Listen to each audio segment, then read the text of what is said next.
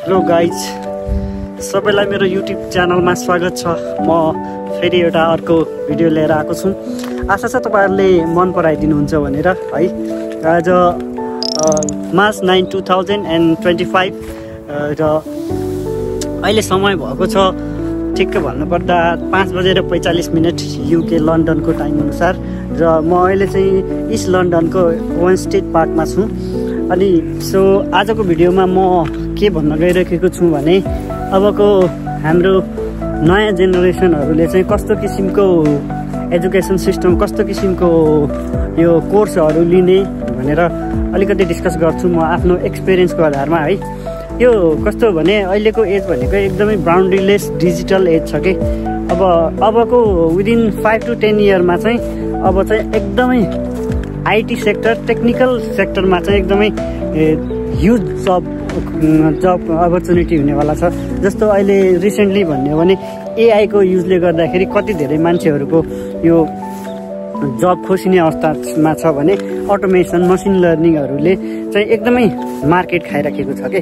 So अबको upcoming जेनेरेसनहरू after SLC, specially नेप्लिजहरूले साथीहरूले के गर्नु पर्यो भनेदेखि म चाहिँ के रेकमेन्ड गर्छु भने पहिलो कुरा चाहिँ एसएलसी सकिने बित्तिकै आफ्नो टेक्निकल ब्याकग्राउन्डतिर लागिहाल्ने। आफ्नो इन्ट्रेस्ट पनि हो होइन, सबैले म्यानेजमेन्टतिर अब मेडिकल फिल्डतिर जान्छन् पनि, तर अबको मार्केट भनेको चाहिँ अहिले यो मार्केट ट्रेन्ड अनुसार कुरा गरेको है मैले। मार्केट ट्रेन्ड अनुसार चाहिँ अब चाहिँ यो स्पेसली आइटी सेक्टरतिर त एकदमै बढी यसको स्कोप रहेको छ। सो हामीले एज अ प्यारेन्ट्स पनि के गर्नु पर्यो भने आफ्ना बालबच्चाहरूलाई सानैदेखि टेक्नो सेक्टरतिर चाहिँ एकदमै बढी फोकस गराउनु पर्यो। जस्तै सानैदेखि कम्प्युटर फ्रेन्डली बनाउने। हुन त मोबाइल अहिले त चलाइराखेका पनि हुन्छन् होइन, अनि मोबाइल मात्र चलाएर मोबाइलमा कार्टुन मात्र हेरेर पनि भएन होइन, ड्रइङहरू गर्न लगाउने होइन, अनि त्यसपछि यो गेमहरूमा इन्भल्भ गराउने है। अनि यो के अरे कोडिङहरू, प्रोग्रामर कोडिङहरू, स्पेसली कोडिङहरू सिक्ने, यस्तो सिकाउने गऱ्यो भने चाहिँ पछिको लागि चाहिँ एकदमै सजिलो हुन्छ कि पछि आइटी सेक्टरमा जानलाई चाहिँ। अनि हाम्रो स्कुलिङ पछि चाहिँ कम्प्लिटली आइटी ब्याकग्राउन्डतिर, आइटी सेक्टरतिर लगानी गऱ्यो भने एकदमै अबको मार्केट भनेको चाहिँ आइटी सेक्टरको भयो। नम्बर 2 मा छ हाम्रो डिजिटल मार्केटिङ सेक्टरको है। एकदमै यो डिजिटल मार्केटिङ भनेको कता भने कहीँ पनि नचाहिने भनेको छँदै छैन कि। कुनै पनि सेक्टरमा, तपाईँको मेडिकल सेक्टरमा होस् या म्यानेजमेन्टको सेक्टरमा होस्, अनि यो अरू नै कुनै जे भयो नि, जुनसुकै बिजनेस भए पनि हाम्रो यो मार्केटिङ चाहिन्छ नै।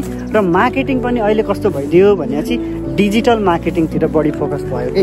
सो हामीले अबको नम्बर 2 मा चाहिँ डिजिटल मार्केटिङलाई चाहिँ एकदमै फोकस गर्नु पर्यो। डिजिटल मार्केटिङमा तपाईँको यो धेरै छ कि। डिजिटल मार्केटिङ भनेर ओभरअल चाहिँ सबै चाहिँ जान्नै पर्यो होइन, तर एउटा पर्टिकुलर सेक्टरमा चाहिँ एउटा स्पेसलाइज्ड हुनु पर्यो कि। जस्तो डिजिटल मार्केटिङभित्र सोसियल मिडिया म्यानेजमेन्ट गर्ने मात्र एक्सपर्ट हो कि होइन, एसइओ म्यानेजमेन्ट हो कि, एसइएम हो कि, यस्तो कुराहरू चाहिँ यो जस्तो डक्टर एमबिबिएस पढ्ने बित्तिकै डक्टर त डक्टर भयो होइन, तर त्यसपछि पनि कुन सेक्टरमा यो स्पेसलाइज्ड हो, हात जोड्ने हो कि नशास्रोग विशेषज्ञ हो, त्यस्तो हुनु पर्यो कि डिजिटल मार्केटिङ सेक्टर पनि। अनि त्यो गर्दाखेरि चाहिँ एकदमै सजिलो हुने भयो। अर्को कुरा त्यसपछि छ यो डेटा एनालाइटिक्स भन्ने है। यो एकदमै हाम्रो यो नेपालमा मात्र होइन, अब नेपालमा त खासै यसको अहिले चाहिँ त्यति निड फिल भएको छैन होइन, तर अबको 5 देखि 10 वर्षमा भनेपछि चाहिँ यो डाटा एनालाइटिक्स भन्ने कुरा चाहिँ एकदम हुन्छ। यो भनेको कस्तो भनेपछि डेटाहरूलाई खेलाउने कि, डेटाहरूलाई हेरेर कुनै एउटा रिजल्ट निकाल्ने कि, प्रोजेक्सन गर्ने। सो अबको यो मार्केटिङ सेक्टरको एउटा पार्ट भनेको चाहिँ यो डेटा एनालाइटिक्स हो। यो चाहिँ एकदमै राम्रो छ।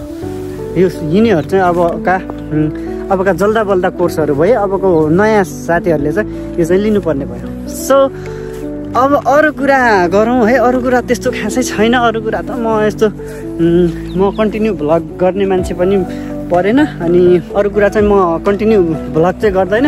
कहिलेकाहीँ यसो फुर्सद पायो भने, मुड चल्यो भने मात्र भ्लग बनाउने। सो अरू केही यस्तै कुराहरू छ भने भन्नु होला मलाई, म आफ्नो नलेजहरू सेयर गरौँला। अर्को कुरा यो मैले पनि एउटा ट्राई गर्दैछु digital marketing. As a digital marketing student म पनि अहिले डिजिटल मार्केटिङ ग्रेजुएट हुन लागि युकेबाट होइन। त्यही भएको हुनाले अब पढेको कुरा के त लागू गरौँ भनेर एउटा आफ्नो वेबसाइट बनाउन सिकेँ। अहिलेलाई कस्तो हो भने वेबसाइट बनाउनलाई कोडिङको नलेज हुनैपर्छ भन्ने पनि छैन कि। एउटा वर्डप्रेस भन्ने छ होइन, त्यसबाट पनि अटोमेटिक वेबसाइटहरू बनाउन मिल्दो रहेछ। अनि मैले पनि आफ्नो एउटा वेबसाइट बनाएको छु होइन। वेबसाइटको लिङ्क पनि राखिदिन्छु, यो स्क्रिनमा पनि देख्नु होला तपाईँहरू। त्यो वेबसाइटहरू छ अनि त्यसमा त्यो एउटा वेबसाइटको डोमेनबाट चाहिँ मैले 2टा बनाएको छु के। एउटामा चाहिँ मेरो कस्तो छ भने आर्टिकलहरू ब्लगहरू लेख्छु होइन। मेरो ब्लगहरू पनि म यता लिङ्क राखिदिन्छु, त्यो पनि हेर्न सक्नुहुन्छ। अनि त्यसपछि अर्को चाहिँ मेरो कम्प्लिटली एज अ फ्रिलान्सर काम गरौँ भनेर डिजिटल मार्केटिङ एक्सपर्ट भनेर होइन बनाएको छु। त्यो पनि एकचोटि हेर्नु होला र फिडब्याक दिनु होला है मेरो वेबसाइट कस्तो छ। त्यो कम्प्लिट चाहिँ गर्न पाएको छैन मैले, सबै कस्टमाइज चाहिँ गरिसकेको छैन। जस अहिलेलाई चाहिँ अलिकति हेर्न लायक वेबसाइट जस्तो छ है, यो मान्छेको वेबसाइट रहेछ है भन्ने चाहिँ बनाएको छु है। अनि अर्को कुराहरू यस्तै आज सिपकै कुराहरू गरौँ है। यो अर्को कुरा चाहिँ के छ भने यो एज अ फ्रिलान्सर काम गर्न चाहिँ एकदमै मलाई मनपर्ने कि पहिल्यैदेखि। कस्तो भने स्पेसली म फ्रिलान्सर पनि यो डिजिटल मार्केटिङ र यो भिडियो एडिटिङतिर के यस्तो मनपर्ने। सो आजभोलि यो भिडियो एडिटिङ पनि सिक्दैछु होइन। त्यही भएको हुनाले चाहिँ अब एज अ तपाईँसँग स्किल छ भने भिडियो एडिटिङको लागि तपाईँले फोटोसप सिक्नु भएको छ होइन, ग्राफिक डिजाइनहरू अलिकति सिक्नु भएको छ भने यो भिडियो एडिटिङको पनि यस्तो राम्रो स्कोप रहेछ कि अहिले यहाँ आएर थाहा पाएँ मैले होइन। तपाईँले एउटा कुनै फेमस मान्छेहरूको प्रोजेक्ट पाउनुभयो भने एउटा भिडियो एडिट गर्न सक्नुभयो, त्यसको अलिकति तपाईँको स्किल राम्रो छ, कन्सेप्ट राम्रो छ भने तपाईँले आफ्नो पोर्टफोलियो बिल्डअप गर्नु भएको छ भने तपाईँलाई घरमै बसी कति काम पाइन्छ कि। सो यस्ता कुराहरू चाहिँ सिकिराख्नुपर्छ है साथीहरू। ल ठिक छ, अब एकछिन अब यसो सिनेमेटिकतिर लागौँ है, कस्तो हुन्छ एडिटिङ स्किल पनि हेरौँ। म आज केही नयाँ ट्राई गर्दैछु, नयाँ सिक्दैछु, दुई तिनवटा सिनहरू। So stay tune. र हेरिराख्नु भएको छ अहिले वन स्ट्रिट पार्कमा र अँध्यारो हुँदैछ होइन। घाम लागिरहेको थियो एकछिन अगाडि, अनि अहिले चाहिँ अँध्यारो भइसक्यो। र यता कस्तो छ भने एकदमै शान्त के एकदम सुनसान छ होइन। नेपालको जस्तो जताततै मान्छे जताततै गाडी छैन, हाने क्राउड पनि छैन। सो एकदमै साइलेन्ट हुन्छ यताको मार्केट, यताको ठाउँ चाहिँ होइन। सबैलाई आफ्नो काममा बिजी हुने भएको हुनाले कसैलाई कसैको मतलब हुँदैन, कोही कतै बिजी हुन्छ, कोही कतै बिजी हुन्छ। सो एकदमै शान्त हुन्छ कि यताको इन्भाइरोमेन्ट चाहिँ। सो अब हेरौँ कस्तो हुन्छ यहाँको अहिलेको आकाश हेर्नुहोस् है त।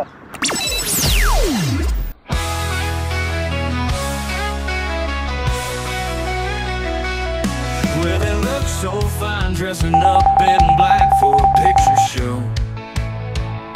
All the men got. अब चाहिँ म यति टाढाबाट चाहिँ कस्तो राम्रो आउँदो रहेछ भने यो जस्ट माइक टेस्ट गर्नुको लागि हो। यो 16 Pro Maxको माइक चाहिँ स्टुडियो क्वालिटीको छ भनेर होइन। अब चाहिँ यो सिनेमेटिक सर्ट यो करिब यहाँभन्दा 20 फिट जति टाढा छ मेरो फोन चाहिँ अहिले होइन। अब यसको साउन्ड चाहिँ कस्तो आइरहेछ भनेर म हेर्नको लागि मात्र हो होइन। अनि बाँकी कुरा चाहिँ अब बिस्तारै गरौँला है। अब जाँदैछु म पनि अब यहाँबाट।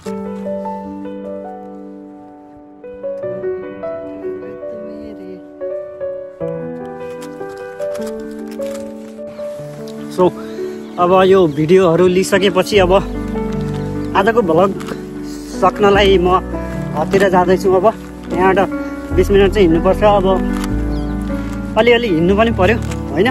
त्यही भएर सो आजको भ्लग चाहिँ यति नै साथीहरू। अर्को भ्लगमा फेरि भेटौँला। अब यस्तै नयाँ कुराहरू त खासै केही पनि आउँदैन, हल्का फुल्का अब यस्तै हो। अलिकति यो खासमा यो भिडियो बनाउनुको पर्पज के भने नि अलिकति यो भिडियो एडिट गर्नलाई सिकौँ भनेर हो कि यसको है। यो त्यस्तै होस् होइन। अरू कुराहरू त्यस्तै हो। कुनै पनि यो भिडियोमा भएका कुराहरूलाई त्यो कुराहरूले गर्दाखेरि आफ्नो डिसिजन तुरुन्तै चेन्ज नगर्नु, यो डिस्क्लेमर भयो होइन।